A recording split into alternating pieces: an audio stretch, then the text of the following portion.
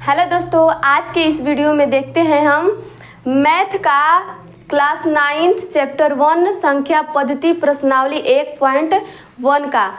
तो ये रहा हमारा पहला क्वेश्चन प्रश्नावली 1.1 का। पहला क्वेश्चन ये हमारा है, क्या शून्य एक परिमेय संख्या है।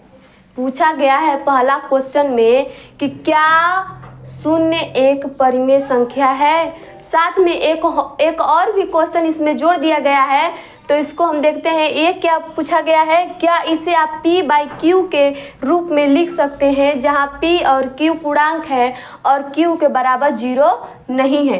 तो यहाँ पर हम पहले देखते हैं कि ये जो हमारा पूछा गया है परिमेय संख्या, ये जो हमारा परिमेय संख्या पूछा गया है, ये परिमेय संख्या आखिर कहते किसे हैं। तो यहाँ पे लिखते हैं परिमेय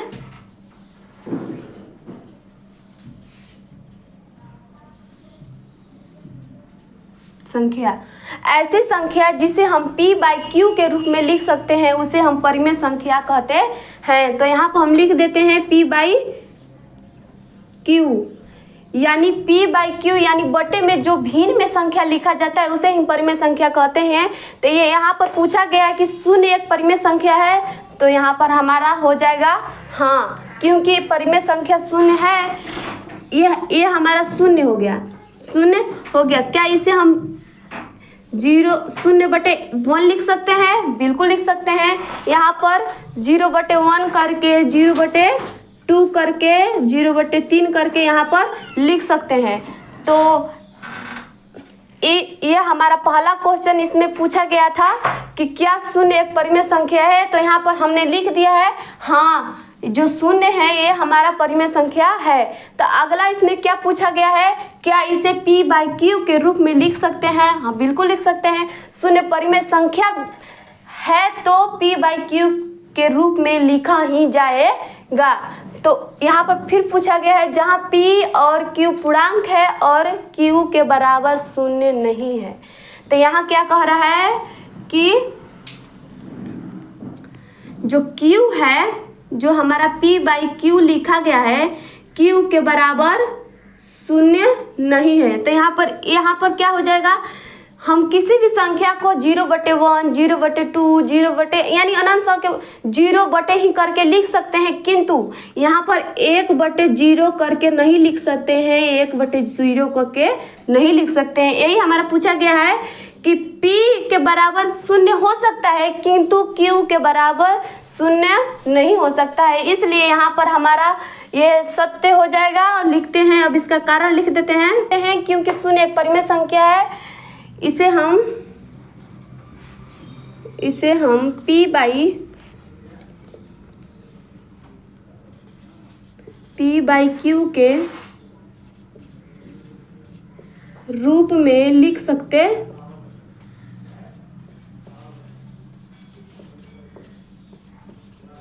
हैं, जहाँ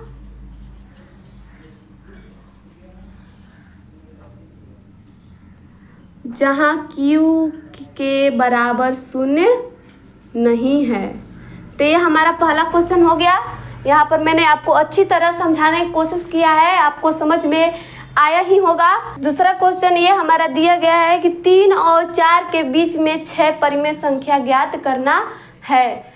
तो पहले मैंने आपको बता दिया कि परिमेय संख्या किसे कहते हैं, इसे P बाई Q के रूप में लिख सकते हैं। तो यहाँ पर दिया गया है 3, कितने संख्या के बीच में हमें निकालना है, 3 और 4 के बीच में हमें निकालना है कितने संख्या, 6 परिमेय संख्या ज्ञात करना है। तो इसे पहले हम आपके आसानी के लिए, अब यहाँ पर आप कहेंगे कि P बाई Q के रूप में नहीं है, 3 है तो आखिर P के तो है लेकिन Q कहाँ है।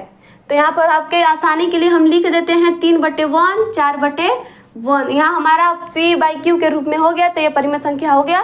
तो इसके बीच की संख्या को हमें 6 परिमेय संख्या ज्ञात करना है। तो यहाँ पर किसी भी संख्या, यदि हमारे 2 और 3 के यानी किसी भी संख्या के बीच की जितनी भी संख्या हमें पूछी गई होती है उसमें हम 6 यानी कितनी भी संख्या पूछी गई उसमें 1 प्लस करके जितना आता है उतना से हम जितना संख्या पूछा गया है उसमें गुना करते हैं।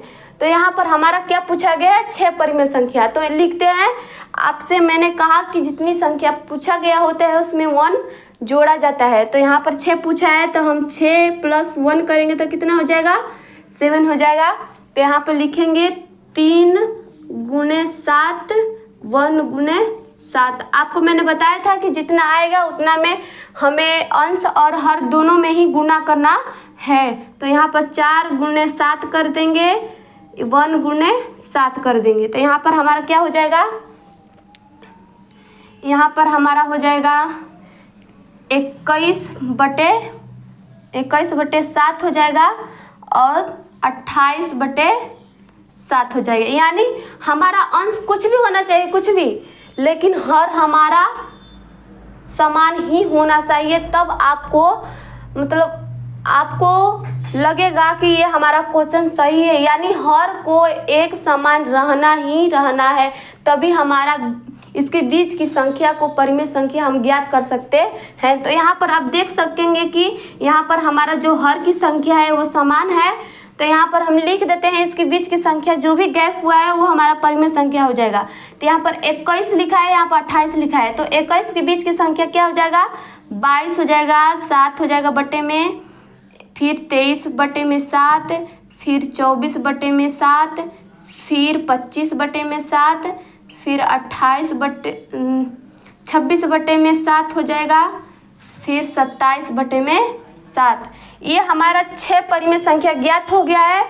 आशा है आप सभी को समझ में आया हो कि परिमेय संख्या किसी भी संख्या के बीच को हम कैसे ज्ञात कर सकते हैं। तो ये रहा हमारा तीसरा क्वेश्चन। देखते हैं तीसरा क्वेश्चन हमारा क्या कह रहा है। तो ये हमारा तीसरा क्वेश्चन सेम दूसरे क्वेश्चन के ही, यदि आपको दूसरा क्वेश्चन समझ में अच्छे से आया होगा तो ये तो आप अपने आप सभी बना सकते हैं, लेकिन मैं आपको सभी क्वेश्चन को लाइन बाय लाइन अच्छे से सॉल्व करते जाऊंगी। तो इसको भी मैं अच्छे से बताऊंगी कि मैंने आपको बोला था कि यहाँ पर जितनी भी संख्या दी गई है पहले उसको हम देखेंगे कि आखिर संख्या ज्ञात करना है तो कितना संख्या ज्ञात करना है। तो यहाँ पर हमारा इसमें दिया है 5 परिमेय संख्या ज्ञात करने के लिए किसके बीच, 3/5 और 4/5 के बीच। तो पहले मैंने आपको बोला था कि किसी भी संख्या के बीच में यदि हमें किसी संख्या को ज्ञात करना है तो उसमें हम 1 जोड़ देंगे। तो यहाँ पर दिया है 5 हमें ज्ञात करना है। तो 5 में 1 जोड़ेंगे तो कितना हो जाएगा, यहाँ पर 5 में 1 जोड़ेंगे तो यहाँ पर हमारा हो जाएगा 6। तो जितना भी संख्या आएगा उसमें हमें अंश और हर दोनों में ही गुणा करना है। 3 × 6 हो जाएगा, फिर 5/6 हो जाएगा, फिर 4 × 6, 5 × 6। तो यहाँ पर हमारा कितना संख्या हो जाएगा बताइए, यहाँ पर हो जाएगा 18/30, यहाँ पर हो जाएगा 24/30। क्यों आया ना ये एक दोनों बराबर। मैंने आपको बोला था ही कि जो हमारा हर होगा संख्या वो सेम बराबर ही होगा। यानी जिस संख्या के बीच में हमें निकालना है उस दोनों ही संख्या का जो हर का संख्या होगा दोनों ही सेम होगा। क्वेश्चन पूछा गया हो उसमें या फिर क्वेश्चन सोल्व कर रहे हैं उसमें दोनों का हर सेम ही होगा। तो यहाँ पर देख सकते हैं कि यहाँ पर भी सेम है और यहाँ पर भी सेम है। तो यहाँ पर मैंने आपको सोल्व करते समय बताया कि जितनी भी संख्या है उसके बीच में जो संख्या गैप हुआ है उसे ही हम परिमेय संख्या कहते हैं। तो ये हमारा 18/30 है और 24/30 है। तो इसके बीच में जो भी संख्या गैप है उसे पहले लिखते हैं, वही हमारा क्या हो जाएगा, परिमेय संख्या हो जाएगा। तो 18 के बाद जो भी संख्या है उसको लिखते हैं। 18 के बाद 19 हो जाएगा, 19/30, 20/30, फिर 21/30, फिर 22/30, फिर 23/30। ये जो हमारा परिमेय संख्या 5 ज्ञात करना था वो संख्या ज्ञात हो चुका है। यदि आपको दूसरे में समझ में नहीं आया होगा तो तीसरे में तो आपको जरूर ही समझ में आया होगा, क्योंकि दूसरा और तीसरा क्वेश्चन बिल्कुल ही सेम है। ये रहा हमारा चौथा क्वेश्चन। देखते हैं कि चौथा क्वेश्चन में क्या क्या पूछा गया है। तो यहाँ पर चौथा कथन में पूछा गया है कि जितनी भी जो हमारे नीचे संख्या दी गई है उसे हमें या तो सत्य बताना है या तो असत्य बताना है कारण सहित, यानी सत्य है तो क्यों सत्य है और असत्य है तो क्यों असत्य है। तो देखते हैं, ये रहा हमारा पहला। पूछा गया है कि प्राकृतिक संख्या एक पूर्ण संख्या होती है या नहीं। तो जो हमारा प्राकृतिक संख्या, आपको हम बता देते हैं कि आखिर प्राकृतिक संख्या और पूर्ण संख्या किसे कहते हैं। तो यहाँ पर लिखते हैं प्राकृतिक संख्या।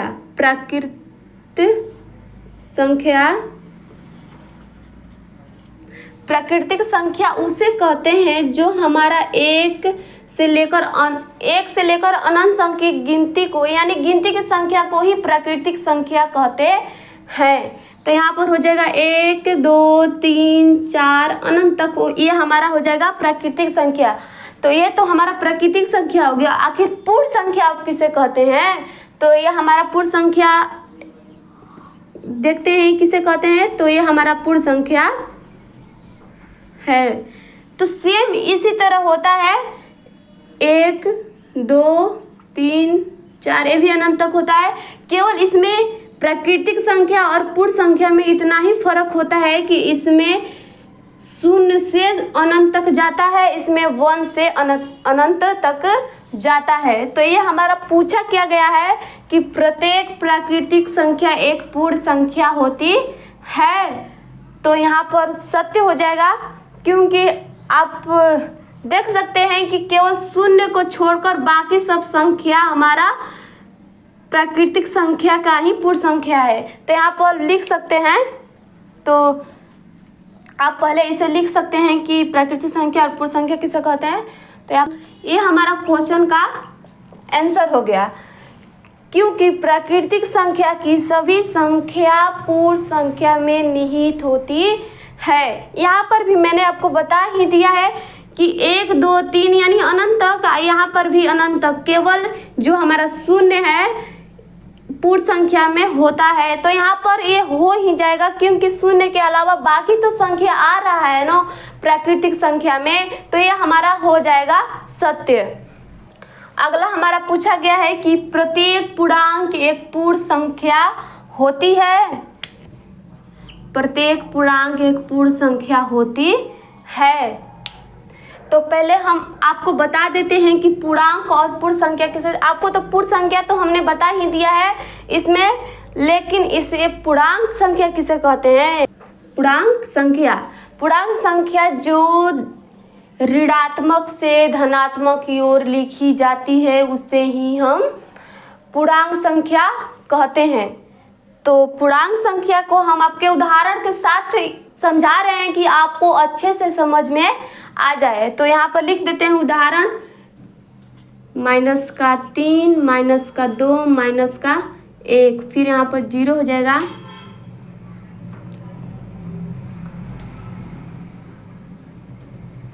एक 2 3, मैंने आपको बोला था कि जो ये है ऋणात्मक से धनात्मक की ओर लिखा जाता है। तो ये हो गया हमारा ऋणात्मक और ये हो गया हमारा धनात्मक।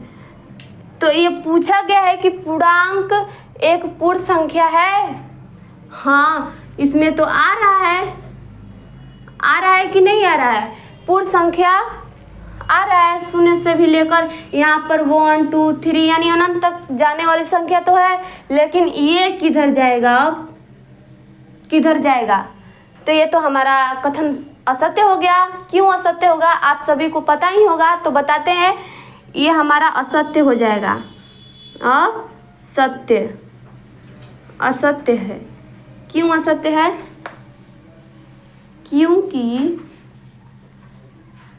क्योंकि पूर्णांक संख्या का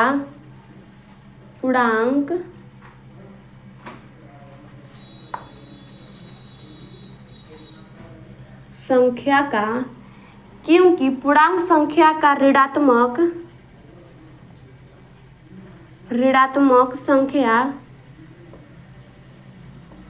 संख्या पूर्ण संख्या नहीं है। मैंने आपको बोला था कि जो ये हमारा पूर्ण संख्या है ये धनात्मक में ही होती है, ऋणात्मक में नहीं होती है, तो ये ऋणात्मक कहाँ से आ गया, तो इसलिए हमारा यह कथन असत्य हो जाएगा। तो देखते हैं अब हमारा तीसरा क्या है। यहाँ पर हमारा तीसरा क्वेश्चन क्या कह रहा है, प्रत्येक परिमेय संख्या एक पूर्ण संख्या है। क्या परिमेय संख्या एक पूर्ण संख्या है? आपको मैंने बताया था कि परिमेय संख्या और पूर्ण संख्या किसे कहते हैं, पहले ही क्वेश्चन में बताया था कि परिमेय संख्या और पूर्ण संख्या किसे कहते हैं। अब फिर से बता देते हैं, जो हमारा परिमेय संख्या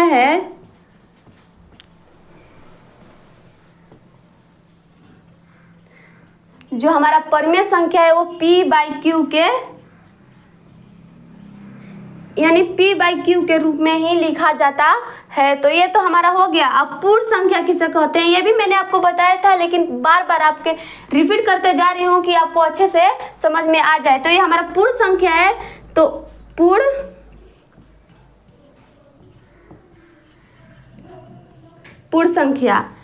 संख्या ये हमारा होता है 0 1 2 3 यानी अनंत तक होता है पूर्ण संख्या।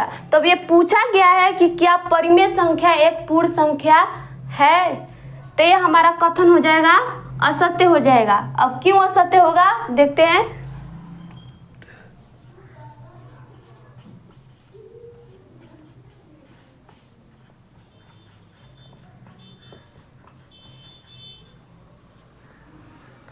क्योंकि जो हमारा एक हो गया, अब 1/2 तो हमारा परिमेय संख्या है, लेकिन इसे हम पूर्ण संख्या नहीं कह सकते हैं। क्यों नहीं कह सकते हैं, क्योंकि 2 में अगर हर से अंश में भाग होता है, ये तो आप जानते ही होंगे। इसको हम भाग करके देख लेते हैं। यदि ये हमारा, इसको भाग करते हैं पहले, यहाँ पर 1 है तो 1 से तो हमारा जाएगा नहीं, तो यहाँ पर पॉइंट रखेंगे, पॉइंट के बाद 0 यहाँ पर रख देंगे, कुछ नहीं है तो यहाँ पर रखेंगे, तो ये हमारा कट जाएगा 5 बार में। तो यहाँ कितना आ गया, 1/2 हमारा परिमेय संख्या तो है, लेकिन कितना आ गया, इसे भाग देने पर 0.5 आ गया। तो ये हमारा पूर्ण संख्या होने वाला नहीं है। क्यों नहीं होने वाला है, यहाँ तो देखो, क्योंकि हमने इसमें पॉइंट में लिखा है क्या, नहीं लिखा है। क्यों नहीं लिखा है, कि क्योंकि पॉइंट में हमारा पूर्ण संख्या होता ही नहीं है। तो यहाँ पर हम लिख देते हैं असत्य है, क्योंकि 1/2 एक परिमेय संख्या है लेकिन पूर्ण संख्या नहीं है। क्यों नहीं है, ये तो आपको मैंने बताया था, क्योंकि इसे भाग देने पर ये दशमलव में आ रहा है, दशमलव में हमारा पूर्ण संख्या होता ही नहीं है। तो दोस्तों, आज की इस वीडियो में मैंने प्रश्नावली 1.1 की पूरी ही क्वेश्चन को बता दी है, वो भी बहुत ही अच्छे से आहिस्ता करके बताया है कि आपको अच्छे से समझ में आया ही होगा। तो अगले वीडियो में हम अपने प्रश्नावली 1.2 को लेकर आएंगे। इसी तरह आप इस वीडियो को, यदि आपको एक बार में समझ में नहीं आया तो दोबारा करके देखिएगा, तो आपको जरूर ही समझ में आएगा। तो इसी तरह हम आपको क्वेश्चन प्रश्नावली 1.2 को अगले वीडियो में लेकर मिलते हैं। बने रहिए और हमारे वीडियो को लाइक और सब्सक्राइब कीजिए।